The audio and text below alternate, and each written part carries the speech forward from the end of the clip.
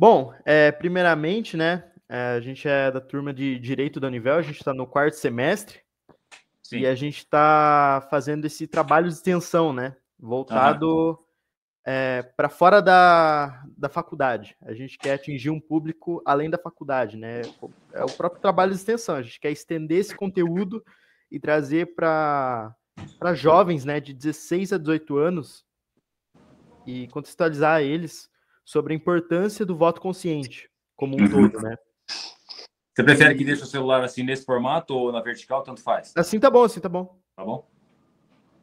E daí, bom, começando aqui já, a gente quer prestar nossos agradecimentos aí. A gente sabe que a tua agenda é corrida, né? Como deputado aí. E o senhor está dispondo esse tempo aí para conversar um pouquinho conosco aí. É bem gratificante, a gente agradece bastante. Tudo certo. E para introduzir já, o senhor gostaria de falar um pouquinho sobre a sua história aí, para quem não te conhece muito bem ainda, o que o senhor exerce aí para a sociedade? Bom, João, primeiro, eu agradeço também essa oportunidade de falar com vocês. Sempre uma oportunidade importante de dialogar com o jovem, né? O jovem ele é muito segmentado, então às vezes ele não está na mesma órbita, vamos assim dizer, que a gente transita no dia a dia. Né? O meio político ele não está muito presente na vida do jovem, né? Então às vezes esse trabalho que vocês estão fazendo é um trabalho importante que vai permitir que eles tenham às vezes um contato que muitos deles às vezes nunca tiveram um contato para falar sobre política, para falar sobre voto, sobre o valor que tem a política na sociedade, na vida individual e coletiva de todos nós. Então, é algo assim importante que vocês estão fazendo, porque vai permitir que talvez chegue mais longe, né? Um pouquinho do que eu penso, um pouquinho do que eu faço, digo eu, mas naturalmente representando um pouco de tudo que é o sentimento, o pensamento, a conjuntura, né, política, no meu caso do Estado do Paraná e também do Brasil não é tão diferente, né? Pelo menos não é uma maneira de pensar, né? Então quero cumprimentar e vejo que está junto aí também o Vitor Hugo, né? Está aí na tela, o Guilherme, o Cássio, enfim, vamos lá. Bom, só um pouquinho da minha história. Então, eu sou casado, né? Que nem vocês sabem, sou pai de 3 filhos, do Rangel, da Mariana e do Theo, o Rangel com 19, a Mariana com 13 e o Theo com 6 anos de idade. Do ponto de vista profissional, eu ingressei na Polícia Militar em 1997, fiquei na Polícia Militar por 10 anos, né, de 97 a 2007. Nesse ínterim, eu fiz o meu curso superior na UniOeste, sou formado em Letras, Português e Inglês, e tinha, claro, como profissional de segurança pública, o sonho de ser policial federal, que é, né, o ápice aí da segurança pública, vamos assim dizer, né? E consegui, graças a Deus, me formei em 2003 e em 2004 eu fui aprovado no concurso da Polícia Federal. Era um concurso grande, né? Teve muitas turmas. Eu fui convocado para fazer academia em 2007. Me formei no fim de 2007 em Brasília, fiquei 4 meses e meio.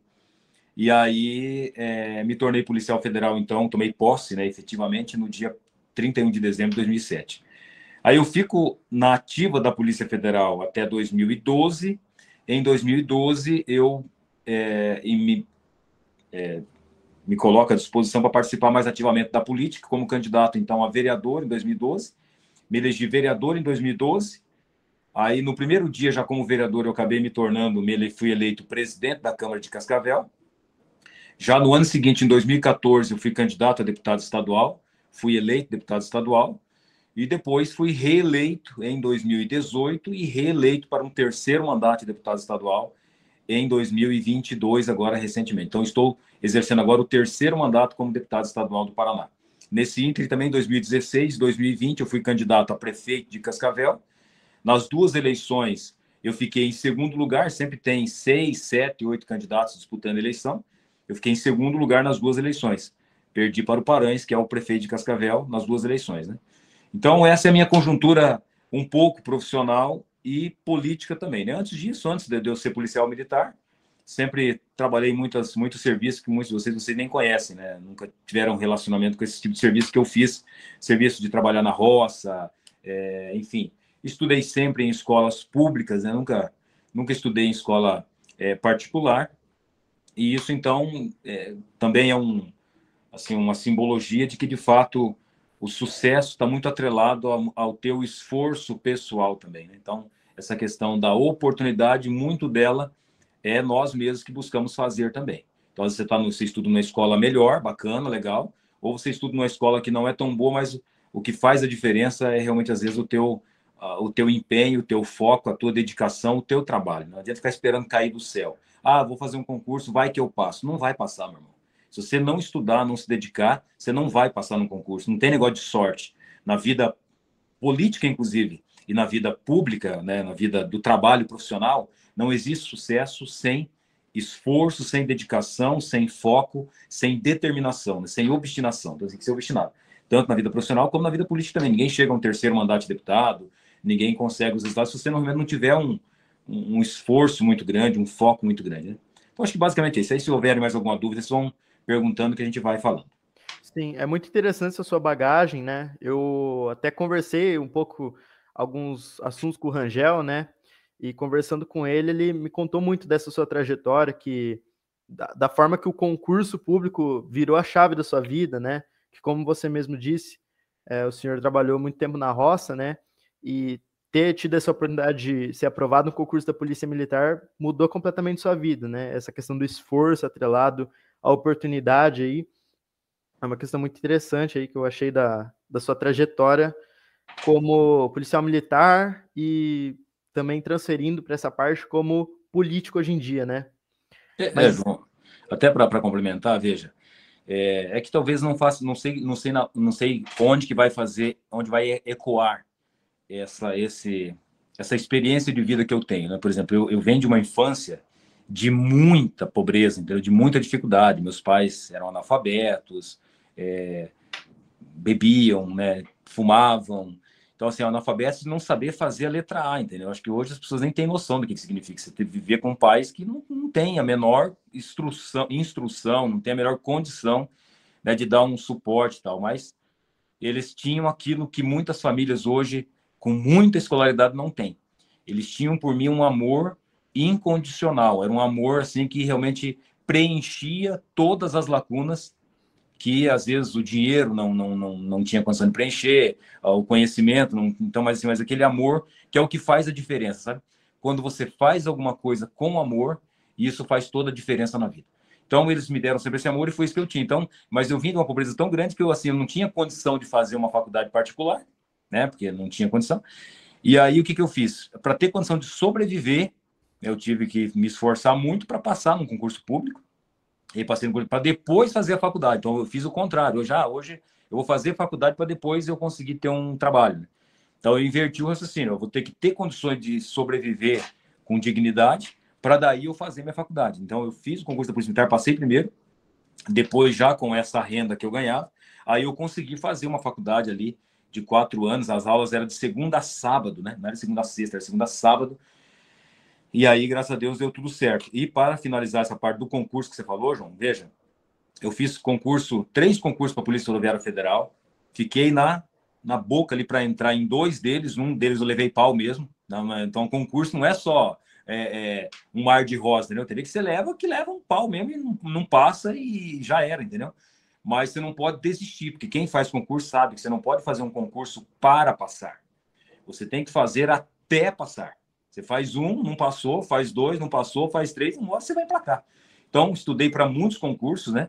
E aí, depois, em 2004, eu já tinha feito uma experiência grande, mas mesmo assim, nesse 2004, para aprovar na Polícia Federal, eu estudava entre 10 e 12 horas por dia, praticamente ininterruptamente, entendeu? 10 e 12 horas por dia, só não estudava no domingo. Aí, domingo, eu tirava para descansar e para rezar e para minha família. Então, você tem que realmente se dedicar, senão não tem. Um segredo do sucesso é dedicação e trabalho, né? Vamos lá. uhum, é muito interessante, né? Que até serve de inspiração para muitos jovens aí, muitos jovens até da nossa classe, né? Na faculdade, muitos almejam um concurso até para Polícia Militar, Policial Federal, enfim. E, bom, voltando aqui, a contextualização desse trabalho, para que esse trabalho está aqui, né? Para que a gente almeja estender esse trabalho além da faculdade? Basicamente, a gente pretende apresentar esse trabalho com foco no direito constitucional, especialmente aos direitos sociais e políticos, apresentando esse tema central, que é o engajamento dos jovens no dever de votar. Como exercer o direito de voto, o que analisar, pesquisar, o que levar em consideração quando for exercer esse direito de voto, né, para jovens, né, de 16 a 18 anos que vão exercer esse direito, muitas vezes pela primeira vez. A maioria desses jovens estão aí entrando nesse mercado, e como o senhor mesmo falou, o jovem nem sempre é tão engajado na política. Então, primeiramente, gostaria de perguntar para o senhor qual que é a sua opinião sobre o jovem. O que pode ser feito para o jovem engajar de fato na política hoje? Alguma medida, enfim. E também uma última pergunta minha, que daí já vai passar para os outros integrantes do grupo. Gostaria de saber se o senhor pretende a candidatura, né, a prefeito da nossa cidade de Cascavel aqui, do Paraná. Gostaria de saber essa pergunta aí, e até para contextualizar aí para o pessoal, né? Muitos habitantes de Cascavel não sabem nem os candidatos, né, que vão estar presentes na próxima eleição. Então, se o senhor pudesse esclarecer isso para a gente, ficaria muito grato. Viu, João? Deixa para esclarecer para os demais também, tá? Fique tranquilo em relação a esse senhor, tá? Fica por tua conta, tá? Não me entristece e também pode, se quiser me chamar de você, tranquilo. Eu sou, digamos assim, a gente só estou exercendo um cargo que Deus me deu a honra de exercer, de mandato de deputado estadual, mas, entendeu? O relacionamento ele tem que ser muito tranquilo, não tem... As pessoas, às vezes, sempre veem a gente, né, nesse contexto de política, nessa coisa, mas fique bem tranquilo. Se quiser me chamar de você também, fique bem à vontade, até para a gente ficar mais... Falar mais a linguagem, fica até mais próximo, parece que o senhor fica mais distante. Mas se quiserem chamar de senhor também, não tem problema, não tenho nenhum problema com isso, tá? Só que não sinto necessidade disso. Não tenho problema e não sinto necessidade, bem tranquilo. Bom, vamos lá. João, duas perguntas. A primeira pergunta que você me fez é em relação a essa questão do voto consciente, né? Vejam, para a pessoa querer exercer o papel de eleitor, de cidadão, porque todos nós somos cidadãos brasileiros, nós fazemos parte de uma sociedade.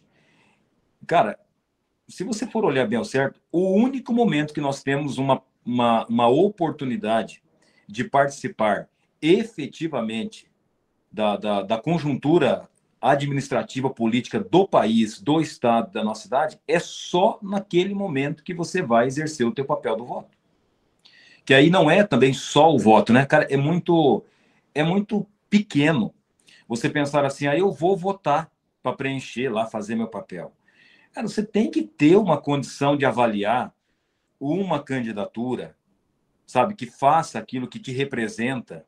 E aí você, eu digo você, mas eu digo assim, quem está me assistindo agora, entendeu? Quem está me ouvindo agora, o cara tem que fazer um esforço mínimo de avaliação, buscar entender quem são os candidatos, buscar entender quem está aparentemente, né? Porque na política tudo, às vezes, você cria uma expectativa do candidato e depois ele não corresponde. Infelizmente, isso acontece muito. E é isso que faz com que as pessoas, às vezes, até se afastem, né, da política, porque ele se decepciona. Então, você vai lá, faz um trabalho, escolhe, o cara faz uma baita, uma propaganda, aí você vai lá com todo esforço, não só vota, mas faz o teu papel de cidadão. Você também ajuda a conscientizar outras pessoas de que aquele candidato que você está defendendo é realmente uma boa opção para o país, para o estado, para o município. E aí, às vezes, depois você elege o cara e o cara depois chega lá e faz, entendeu? Faz merda, pode falar isso, né? Entendeu? E aí? Entendeu? Aí o cara vai fazer, aí você se decepciona, fala, cara, que filha da mãe, né? Para não falar outra coisa, que filha da mãe, cara, eu fui lá, votei nesse cara, não pedi nada, não esperava nada, votei só porque acreditava nele mesmo, porque ele fez um monte de propaganda lá, que ia fazer um monte de coisa, e depois o cara foi lá e fez, não só não fez, como às vezes faz coisa pior ainda. É preso por prática de corrupção, é indiciado, processado. Então isso faz com que você sinta vergonha daquilo que você fez. Que daí... Perdão, aqui, vou pegar uma água, peraí. Porque daí, aquela pessoa que você foi pedir o voto para aquele teu candidato, ele vai chegar em você e falar, pô, João, você pediu para eu votar naquele candidato, mas olha só o que o cara tá fazendo aí, velho. O cara tá fazendo um monte de coisa errada aí, entendeu? Então aí muitos se frustram e abandonam, entendeu? Não. Então isso é uma coisa que infelizmente acontece. Mas nós não podemos desistir. Porque se você não participar, alguém vai se eleger igual. Você errou uma vez, nós erramos na vida. Você errou uma vez, cara, vai de novo. Encontra outro candidato, encontra outra pessoa que você acredita. Uma hora dessa, porque na política, por mais difícil que seja acreditar, João, mas existem pessoas que estão de fato comprometidas em defender aquilo que é certo, em defender a boa política, em fazer o bem, entendeu?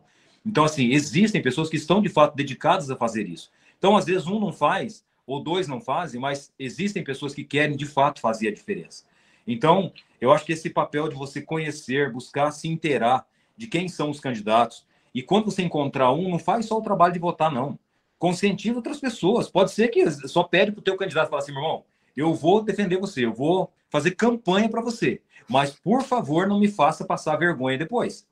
Por favor, não me desonre. Por favor, honre o meu voto.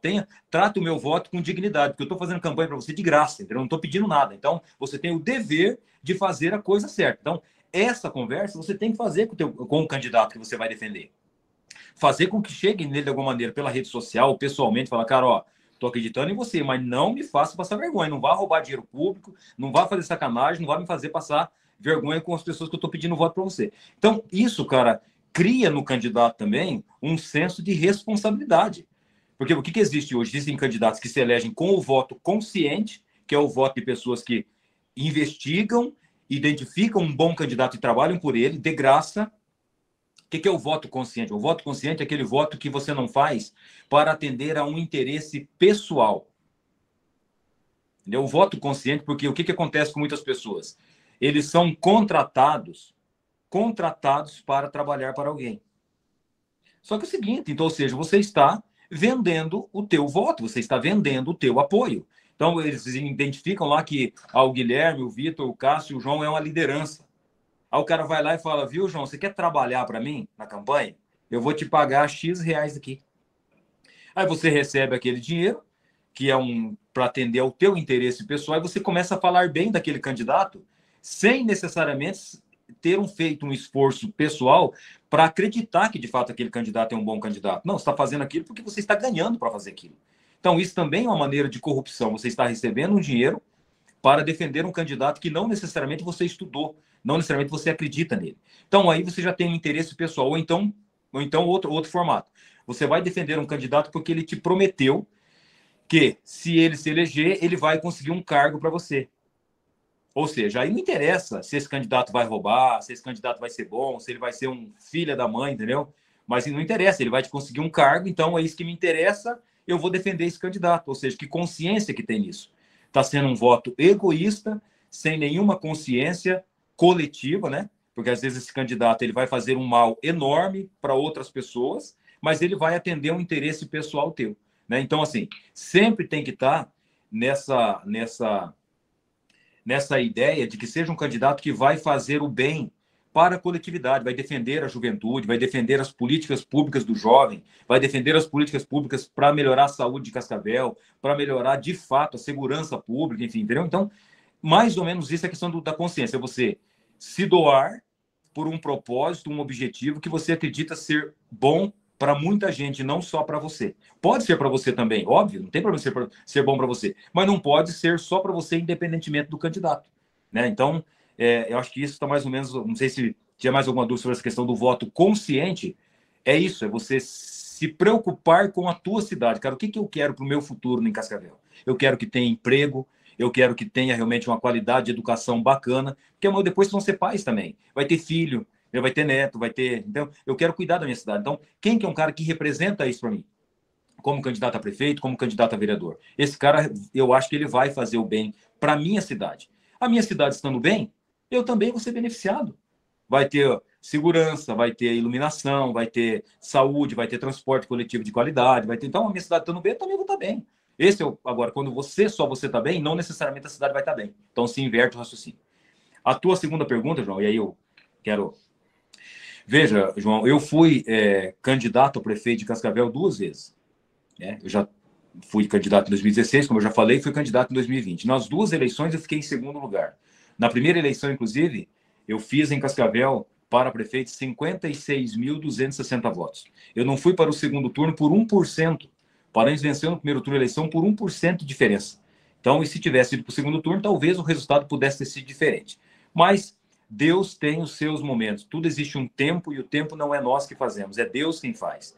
E foi bom que naquele momento eu não tenha sido eleito, porque embora eu tivesse muito boa vontade para ser um bom prefeito e até mesmo uma capacidade, mas eu entendo que hoje, por exemplo, a minha conjuntura de experiência de vida, de maturidade política, de idade, de visão de mundo hoje é muito mais amadurecida, muito melhor do que era naquele tempo, por exemplo.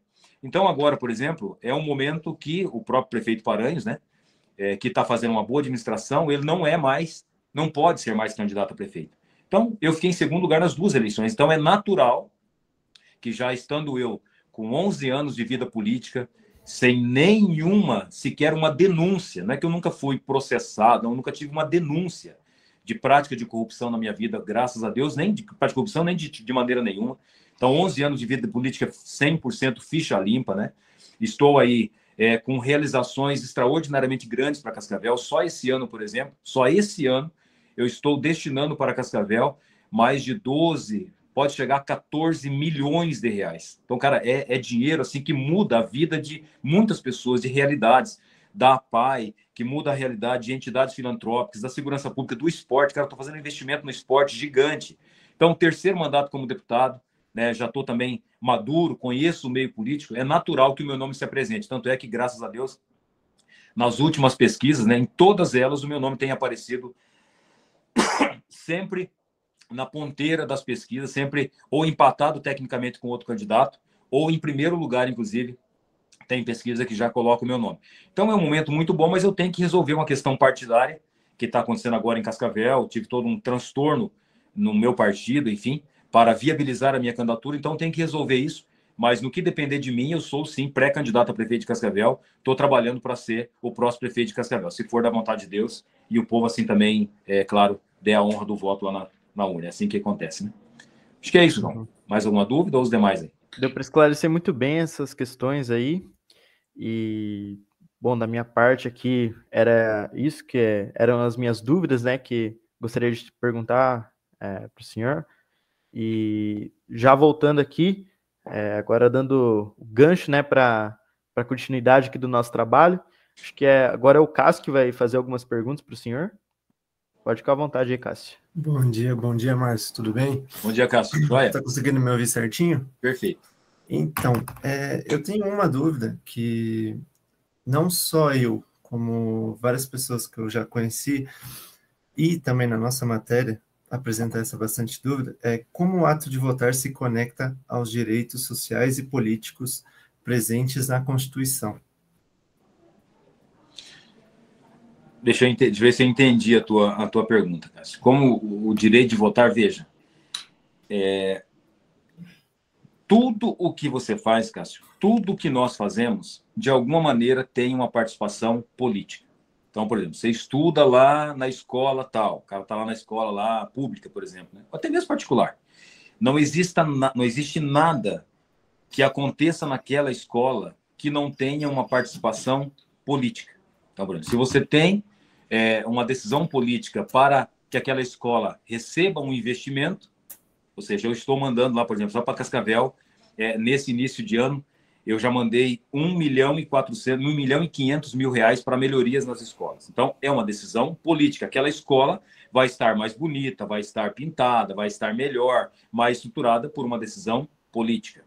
Se o professor está recebendo um salário melhor, estou falando no meio público, mas no meio particular também porque depende toda de uma capacidade de investimento, de uma capacidade de geração de renda. Se a cidade está bem estruturada, tem mais geração de renda, geração de emprego, aí o pai também consegue colocar o filho dele numa escola particular, o professor vai ganhar mais ou vai ganhar menos a depender da conjuntura econômica do município. Então, também é uma consequência objetiva de uma ação política, o que melhora as condições de geração de emprego, geração de renda, de conjuntura pública, é sempre um projeto de lei ou uma decisão política do prefeito, dos vereadores, do governador, enfim.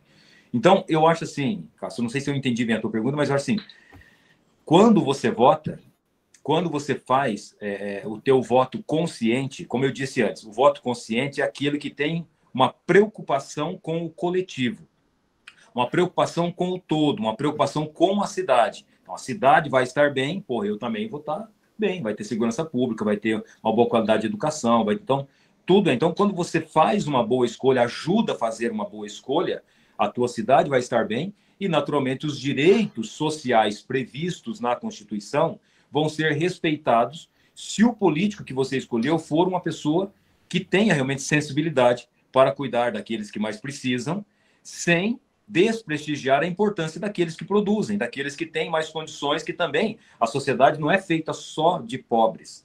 A sociedade é feita de pobres, de ricos, de negros, de brancos, de heterossexuais, de homossexuais, de casais, entendeu?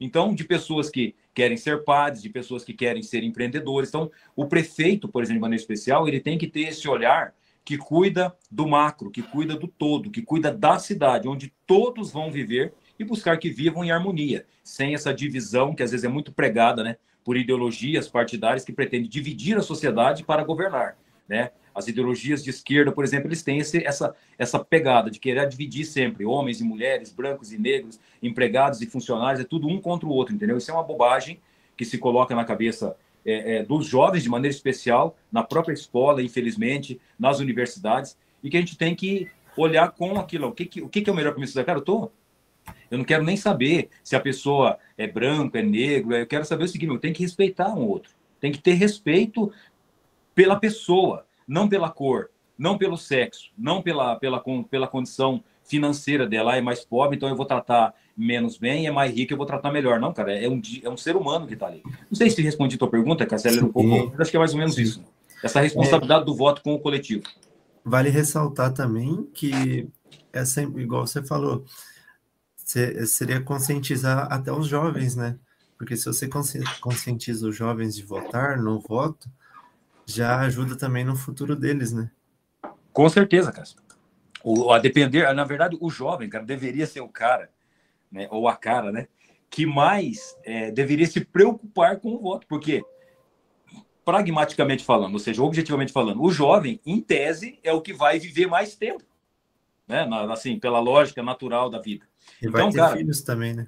Cara, então assim, você tá hoje com 16, 17, 18 anos, cara, a lógica é que você vai morrer, se não acontecer alguma coisa de percurso, que pode acontecer, cara, 60, 70 anos. Então, quem já tem 40, 45, 50, que é o meu, eu tenho 46 anos, né? Então, assim, cara, a lógica é que o meu tempo de vida, então, assim, o jovem que deveria ter a melhor preocupação, cara, eu vou fazer uma escolha com alguém que vai cuidar bem da minha cidade, porque eu vou viver mais tempo nessa cidade aqui, né? Nesse país, nesse estado. Então, é exatamente, o voto da pessoa hoje é o que vai fazer toda a diferença na vida dele amanhã, né? Então, certo. Mais ou menos isso. Então, eu vou dando o gancho para o meu colega, eu já sanei minhas dúvidas, vou dando o gancho para o meu colega Guilherme. Obrigado, viu, Márcio? Valeu, Cássio. Obrigado, querido. Bom dia, Márcio. Tudo bem? Bom dia, Guilherme. Joia? Eu gostaria de saber, além do voto, qual é a importância da participação contínua dos cidadãos na vida política após as eleições? Ela tem toda a importância, Guilherme. O que ocorre é o seguinte, as pessoas no seu dia a dia, na sua atribulação, nas suas tribulações diárias, ele acaba não tendo condições de acompanhar o que, por exemplo, se eu perguntar hoje, cara, olha, foi um ano, se você sair perguntando hoje na população de Cascavel, quem ele votou para deputado estadual, cara, eu acho que eu não estou exagerando se eu disser que 50% da população não lembra mais. Então, assim, cara, o cara foi eleito e aí ele não vai ter ninguém pegando no pé dele para fazer o que ele prometeu fazer.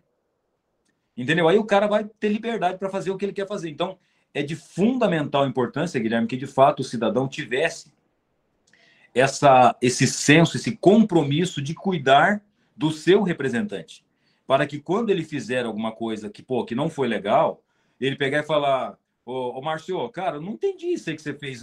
Que às vezes pode ser que você não entenda, mas existe uma lógica naquela atitude do político, por exemplo, entendeu? Às vezes o cara é muito fácil criticar também, sem olhar o todo, porque normalmente a sociedade ela é egoísta.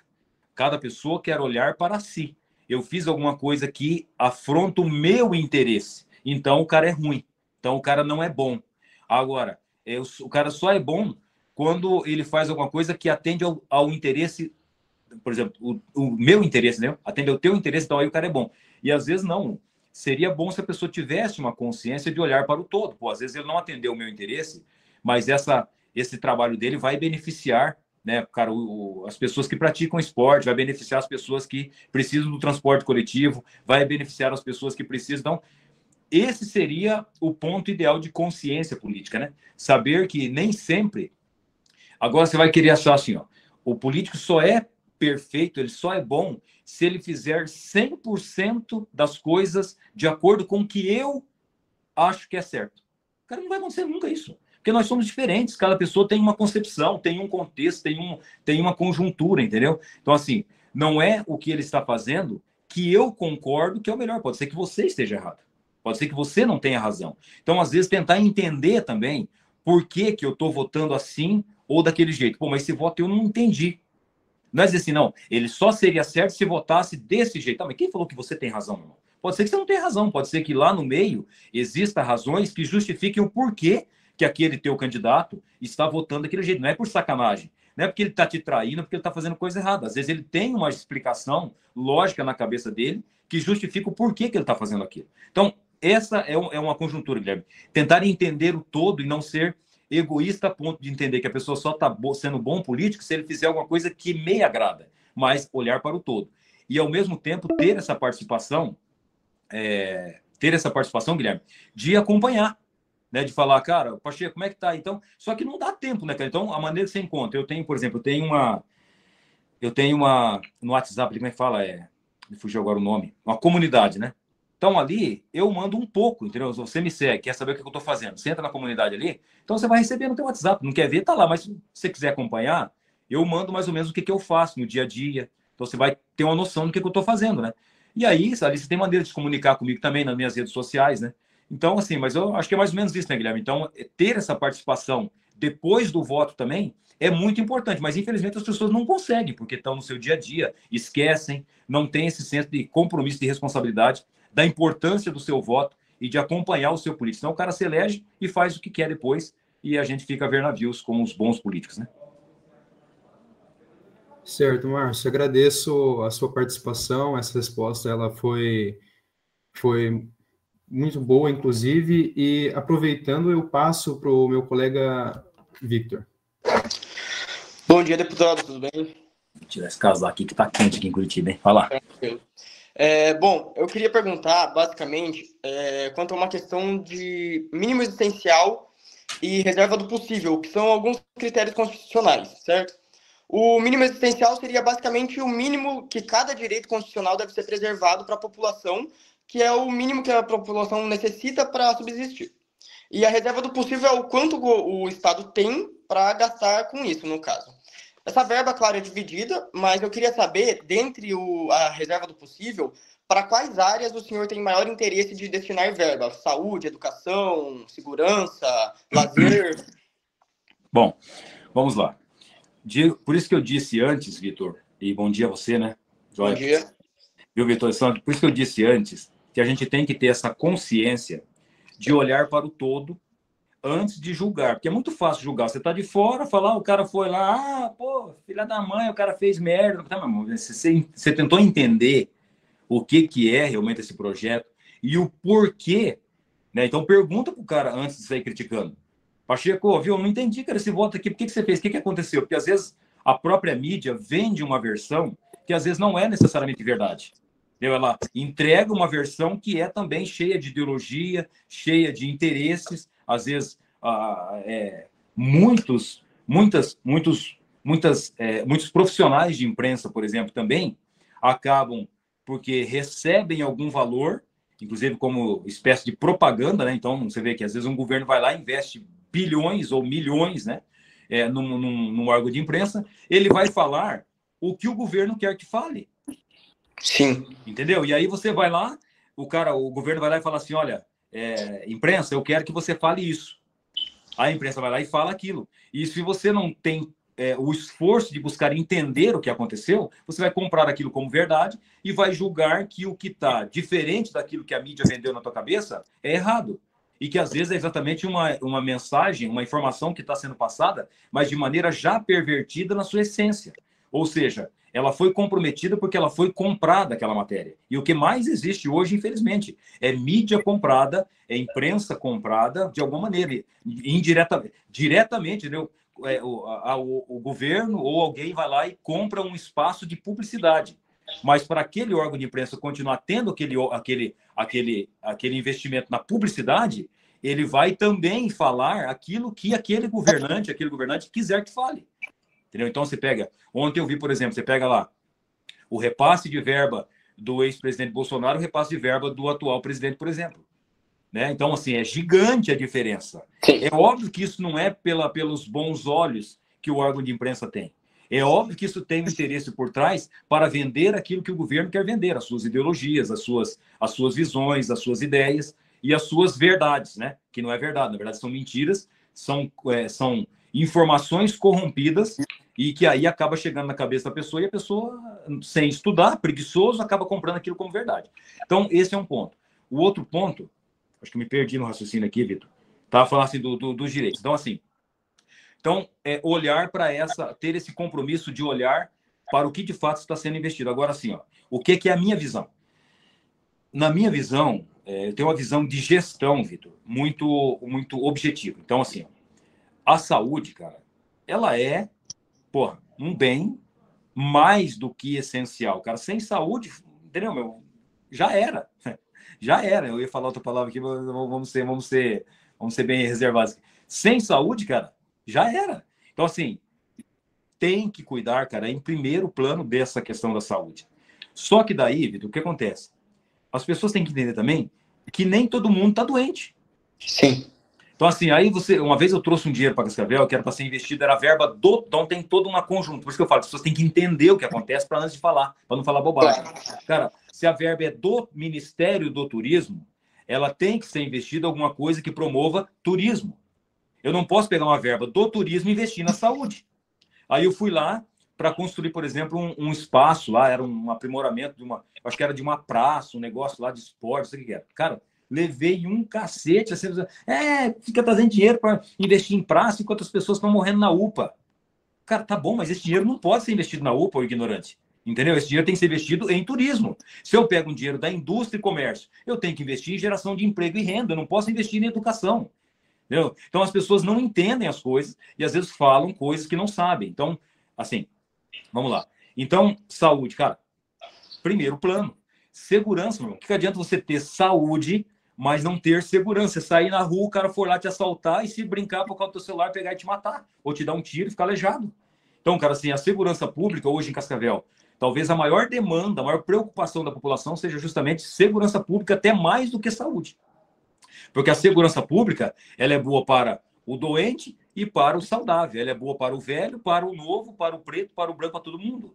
A saúde pública é para quem está precisando de saúde. A segurança pública é para todo mundo, para o rico, para o pobre, entendeu? Então, a segurança pública, você tem que fazer investimento, planejamento de segurança pública.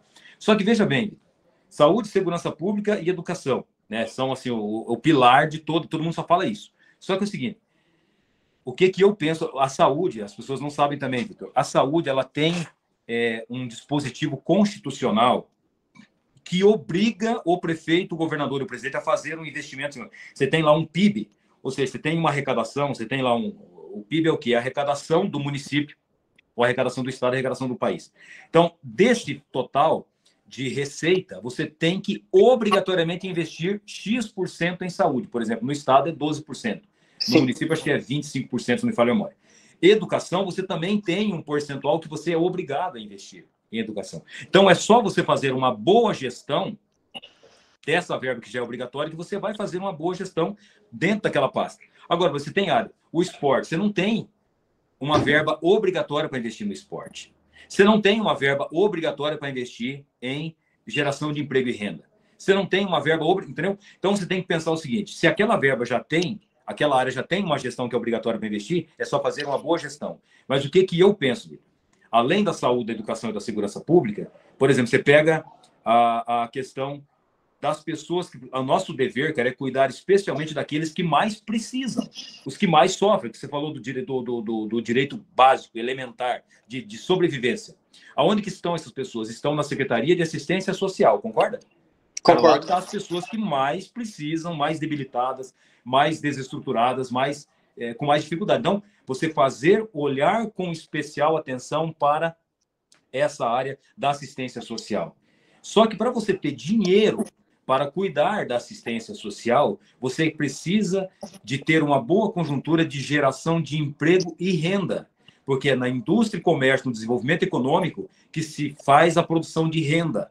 Então, a população está mais rica, ela compra mais, o cara que vende, ele vende mais, ele gera mais emprego e ele gera mais arrecadação para o Estado, que sou eu, no caso, né? Se eu sou o prefeito, eu sou o Estado, vamos assim dizer, né? Então, eu vou ter dinheiro promovido pela geração de emprego e renda para investir na assistência social. Entendeu? Então, eu invisto na geração de emprego e renda, invisto na indústria e comércio, converso com os empresários, ajudo eles em tudo para que eles bombem, para que eles ganhem dinheiro, para que eles gerem mais emprego, gerem mais renda, porque quanto mais ganhar dinheiro, mais arrecadação o Estado vai ter. Para eu investir na assistência social, e como que eu faço para diminuir os problemas, e finalizo aqui, até porque está falando que a gente tem 6 minutos ali para finalizar. Então, assim, vou finalizar. Como é que eu faço, Vitor, para diminuir os problemas com assistência social, com saúde, com segurança pública e com educação? Na minha visão, é o esporte e a cultura. Porque, cara, o jovem e o idoso que pratica esporte, ele vai ter menos problemas com saúde. Então, ele vai precisar menos da saúde pública. Vou te dar um exemplo aqui, por exemplo. Chegou lá um rapaz, um professor, falou assim, deputado, eu era candidato a prefeito. Ele falou, cara, você não tem noção da importância do esporte. Eu falei, qual que é a ideia? Ó, chegou uma senhorinha, ela tomava 10 ou 11 medicamentos. Aí ela começou a fazer hidroginástica. Começou a fazer, dedicada, tal. 1 ano depois, Vitor, ela estava tomando um medicamento. Então, cara, aqueles 11 medicamentos eram medicamentos do dinheiro público. E que para tomar um medicamento, ela precisava fazer uma consulta a mais, ela precisava usar o transporte coletivo para ir para fazer a consulta. Então, você veja o tamanho do gasto que você tem na saúde pública por não investir, por exemplo, no esporte. Então, você diminui o investimento em saúde pública quando você investe menos no esporte, mas investe. Quando você está no esporte, normalmente, cara, o jovem que está no esporte, ele não se envolve com criminalidade, com narcotráfico, com tráfico de drogas, com criminalidade, com roubo. Então, ou seja, você diminui também os índices de criminalidade quando você envolve a pessoa no esporte. Quando eu digo esporte e cultura, porque a cultura também tem esse poder de fazer a pessoa ter uma saúde mental, né, top também, tantas coisas boas. Então, e quem faz esporte também, normalmente é disciplinado na escola. Então, ou seja, quando você investe no esporte e na cultura, você vai ter uma boa qualidade de educação, você vai ter menos problema de saúde e você vai ter menos problema com segurança pública. Então, cara, essa conjuntura, esse tripé, investimento e desenvolvimento econômico, indústria e comércio, para ter condição de atender assistência social e investir no esporte para diminuir os problemas mais graves da sociedade, que são segurança, educação e saúde, eu acho, na minha visão, é uma conjuntura que é muito bacana para pensar a gestão pública. Perfeito. Só para encerrar, eu sei que o senhor foi carismático da Igreja Católica, defende princípios cristãos, da família. Eu só queria que o senhor deixasse um recado para o pessoal que vai assistir, no caso, para o pessoal que está assistindo aí, sobre o senhor, sobre a campanha do senhor, um recadinho básico aí para o pessoal. Vitor, eu quero, já caminhando para o desfecho aqui da nossa conversa, dizer que para mim foi uma alegria, um prazer falar com vocês. Fiz isso com muito carinho, com muita dedicação, como faço em tudo na minha vida, né? Porque eu sei da importância que tem esse trabalho que vão fazer. Deus abençoe que chegue mais gente, né? Mais jovem, para aquele cara, toma consciência, meu irmão. É importante você participar, cara, se inteirar. Deixa de ser ignorante, de ficar pensando só em você, de ficar pensando que isso é um problema dos outros. Não, isso é um problema teu. A política é uma coisa que vai mexer com o teu futuro, com a tua vida. Vai ter mais emprego, vai ter menos emprego, vai ter mais saúde, menos saúde, vai ter mais educação. Então, cara, se preocupa com isso. Então, chamar a atenção, às vezes, é dar uma pegada no pé mesmo, sabe? Não é ficar passando a mão, vamos participar mesmo, cara. Às vezes pode ser que encontre até um jovem aí, cara, que também tem aí, né, lá no seu coração essa vontade de viver, participar da vida política para fazer coisa certa, né? Não para ganhar o salário de vereador, entendeu? Para fazer o bem, para promover o bem comum. Que eu, por exemplo, eu sou político, estou na política hoje, amo fazer política, mas eu não preciso da política para viver, cara. Eu sou policial federal de carreira. Se amanhã ou depois eu não estiver na política, eu volto a ser policial federal e tenho hoje um salário muito parecido na Polícia Federal do que eu tenho hoje na política. Então eu não preciso me corromper para sobreviver na política a qualquer custo, de qualquer ganha, consegue garantir a tua sobrevivência primeiro por meio da tua capacidade profissional, aí depois você se envolve na política para não virar só um político profissional que depende dela para viver, que se não ganhar um mandato depois, vai ter que ficar pedindo emprego para outro político, entendeu? Então, assim, eu acho que ter essa dignidade. Mas é importante, cara, ter essa consciência de que o jovem precisa participar, se envolver e fazer uma escolha. Encontrar em alguém e falar, cara, esse cara é o cara que mais me representa, mais defende aquilo que eu acredito. E quero deixar essa mensagem também, Vitor, falando, veja, como é que eu vivo a minha vida, Vitor? Com o Vitor, todos vocês estão aqui acompanhando. Eu me dedico ao máximo naquilo que eu me proponho fazer. Busco fazer com amor tudo que eu faço. Tudo, cara, assim, sem amor, nada vale a pena. Tudo vai ser sem graça, cara. Se você fizer um negócio só para ganhar dinheiro, o dinheiro não vai te fazer feliz, cara. Não vai te fazer feliz o dinheiro por si só. Você tem que ter prazer no que você... Imagina que você ganhar, cara, sei lá, R$1 milhão, mas fazendo um negócio, cara, que você odiaria fazer. Não vou dar exemplos aqui para não... Mas um exemplo, que não posso ser deselegante com quem faz aquele trabalho. Mas você vai fazer um trabalho, cara, que você odeia fazer, mas você está ganhando dinheiro. Cara, esquece, você vai ficar 8 horas do teu dia ou 5 horas do teu dia se estressando com aquele trabalho. Então, cara, você tem que fazer alguma coisa que você ama fazer. Você tem que estar com uma mulher que você ama, não pela beleza física dela, mas pelo que ela é. Entendeu? A beleza física é bacana, é legal. Mas se for uma mulher bonita, cara, e chata pra cacete, entendeu? Se for uma mulher ignorante, entendeu? Não dá certo. Amigo. O amigo é rico, o amigo mas é um filho da mãe, cara, é um chato do caramba, o cara é ignorante, o cara é arrogante. Não... Então, assim, cara, eu vivo com determinação, faço com determinação, busco fazer tudo que eu faço, cara, até um cumprimento que você faz. Vou dar um exemplo. Eu cheguei uma vez na Assembleia, eu, deputado, né? Aí tal, daí eu tava, sabe aquele dia que você... Porque, cara, a gente é assim, tem dia que você tá bem, e tem dia que você não tá bem, não aconteceu nada, mas você não tá legal. Você amanheceu de meio azedo e tal, não tá afim de muito sorriso. E eu amanheci que eu não tava bem, tava assim com baixo alto astral e tal. E aí eu cheguei, cara, na Assembleia, e uma senhorinha assim, ela era zeladora, e ela olhou para mim e falou assim, bom dia, deputado, tudo bem? Cara, mas ela falou um bom dia com tanto, sabe, com tanto afeto, com tanto carinho, com tanto amor, cara, que aquele bom dia daquela mulher mudou o meu dia. Cara, assim, uma coisa impressionante. Cara, eu passei, o meu dia foi melhor por causa do bom dia daquela mulher. Então, cara, desde um bom dia, desde um abraço, desde um trabalho, cara, faz com amor, mas já que vai fazer, então faz com amor, que vale muito mais a pena do que fazer emburrado, fazer estressado, fazer sem querer. Não, já tá fazendo mesmo, então faz com amor. Então, fazer com determinação, fazer com amor e sempre colocar tudo, Vitor, você falou de igreja, de Deus. Cara, colocar tudo nas mãos de Deus. Buscar, inclusive, cara, não existe como você ter fé sem conhecer o que é a igreja. Não existe... eu creio em Deus. Tá, mas quem que é Deus para você, irmão? Que jeito que é o teu Deus? Porque, às vezes, pode ser um Deus que você criou na tua cabeça. E Deus não é o que você cria na tua cabeça. Deus é antes de você e depois de você.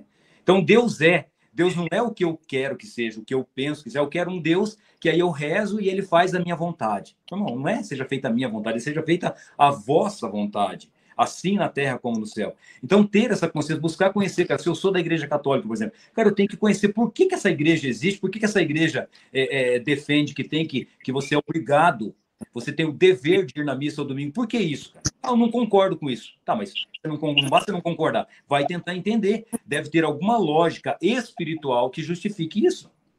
Entendeu? Porque Deus disse lá atrás o seguinte, ó, guardar domingos e festas. Para quê? Para ele, não é para mim, para eu descansar e ficar de boa. É para ele, para as coisas de Deus. Então, assim, tudo tem uma explicação dentro da igreja, no meu caso, da igreja católica, né? Tudo tem uma explicação, tem que tentar entender. Quando você questiona, então, cara, viver com determinação, viver com amor e colocar tudo nas mãos de Deus e viver uma vida de oração. Segredo do sucesso, antes eu falava que era ter determinação e trabalhar. É ter determinação, trabalhar e pedir a graça de Deus. Que sem a graça de Deus você não tem nada. Você não tem saúde, você não tem condições de fazer nada, não tem inteligência. Tudo que você tem, cara, você não comprou, foi Deus que te deu. Então, ter esse louvor a Deus, honrar a Deus, rezar, colocar nas mãos dele e fazer a tua parte.